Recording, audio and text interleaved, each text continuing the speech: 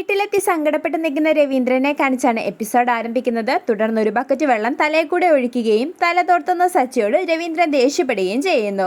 ശേഷം മധുസൂദനൻ തന്നെ അപമാനിച്ച കാര്യം പറഞ്ഞ് രവീന്ദ്രൻ സങ്കടപ്പെടുമ്പോൾ സച്ചി രവീന്ദ്രനെ ആശ്വസിപ്പിക്കുകയും എൻ്റെ അച്ഛൻ ഒരു തെറ്റും ചെയ്തിട്ടില്ലെന്നും എല്ലാത്തിനും കാരണം ആ ശ്രീകാന്താണെന്നും പറയുന്നു. തുടർന്ന് രേവതിയെ കുറ്റപ്പെടുത്തുന്ന ചന്ദ്രമതിയോട് ഇനി അവളെ ഞാൻ ഈ വീട്ടിൽ കയറ്റില്ലെന്നും അവളെ എനിക്കിനി കാണണ്ടെന്നും സച്ചി പറയുന്നു. ഇത് കേൾക്കുന്ന രവീന്ദ്രൻ രേവതിയെ കുറ്റപ്പെടുത്തേണ്ടെന്നും രേവതി എവിടെയെന്ന് ചോദിച്ച് സച്ചിയോട് ദേഷ്യപ്പെടുകയും ചെയ്യുന്നു. തുടർന്ന് രേവതി അവളുടെ വീട്ടിൽ പോയെന്നും അവൾ വരുമ്പോൾ വരട്ടെ എന്നും ചന്ദ്രമതി പറയുന്നു.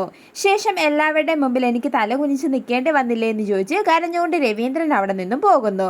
ശേഷം രേവതിയാണ് വിവാഹത്തിന് സാക്ഷിയായി ഒപ്പിട്ടതെന്ന് പോലീസുകാരൻ പറഞ്ഞതോർത്ത് സച്ചി വീണ്ടും ദേഷ്യപ്പെട്ട് നിൽക്കുന്നു. പിറ്റേ ദിവസം രാവിലെ അച്ഛനെ വേദനിപ്പിച്ച് നിന്നെ ഞാൻ വിവാഹം കഴിച്ച് സന്തോഷത്തോടെ ജീവിക്കാൻ സമ്മതിക്കില്ലെന്ന് പറഞ്ഞ് സച്ചി വണ്ടിയും എടുത്ത് അവിടെ നിന്നും പോകുന്നു.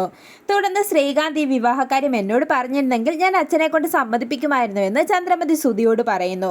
പിന്നീട് വീട്ടിലെത്തുന്ന രേവതിയോട് ചന്ദ്രമതി ദേഷ്യപ്പെടുകയും ഇറങ്ങിപ്പോകാനും പറയുന്നു. തുടർന്ന് സുധിയും ശ്രുതിയും എല്ലാം രേവതിയെ കുറ്റപ്പെടുത്തുമ്പോൾ എനിക്ക് അച്ഛനോട് സംസാരിക്കണമെന്നും ഞാൻ ഒരു തെറ്റും ചെയ്തിട്ടില്ലെന്നും രേവതി തർപ്പിച്ചു പറയുന്നു. ശേഷം 2-3 ദിവസം മുമ്പ് വർഷ വീട്ടിൽ വന്ന വിവരം ശ്രുതി ചന്ദ്രമതിനെ ഓർമ്മിപ്പിക്കും. അതിന്റെ പേരിൽ വീണ്ടും മൂവരും ചേർന്ന് രേവതിയെ കുറ്റപ്പെടുത്തുകയും ചെയ്യുന്നു. ശേഷം ഇറങ്ങിപ്പോകാൻ പറഞ്ഞ് ചന്ദ്രമതി രേവതിയെ പിടിച്ചു തള്ളുമ്പോൾ എന്റെ സച്ചേട്ടൻ പറയാതെ ഞാൻ ഇവിടുന്ന് പോവില്ലെന്ന് രേവതി തർപ്പിച്ചു പറയുന്നു.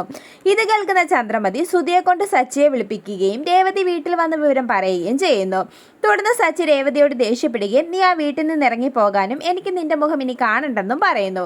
ഇത് കേട്ട് തകർന്നു നിൽക്കുന്ന രേവതിയെ കാണിച്ച് എപ്പിസോഡ് അവസാനിക്കുന്നു.